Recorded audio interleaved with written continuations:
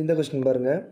If price of tea is increased by 20%, அப்போ டீயோட price வந்து 20% இன்க்ரீஸ் ஆகுது.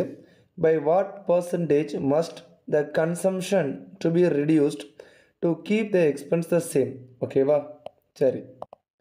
ஸோ இந்த மாதிரி நம்ம கிளாஸ்லேயே பார்த்துருக்கோம். ஜென்ரலாக 100லேருந்து 25% இன்க்ரீஸ் பண்ணால் 125 அண்ட் அகெயின் எவ்வளோ ரெடியூஸ் பண்ணால் அகெயின் 100 வருங்கிறது கொஸ்டின். ஓகேவா?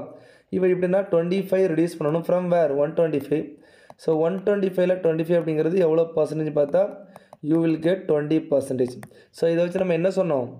1/x இன்க்ரீஸ் ஆச்சுன்னா 1/x+1 டிக்ரீஸ் ஆகணும் அப்படிங்கிறது நம்ம சொல்லியிருந்தோம். அதாவது 1/4 இன்க்ரீஸ் ஆச்சுன்னா 1/4+1 5 டிக்ரீஸ் ஆகணும். இது தெரிஞ்சிருந்துச்சுன்னா இது 20%. 20% இஸ் நத்திங் பட் 1/5.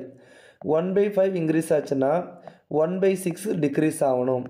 1/6னா என்னது? 1/6 in 100 it is nothing but 16 2/3%. Answer option B.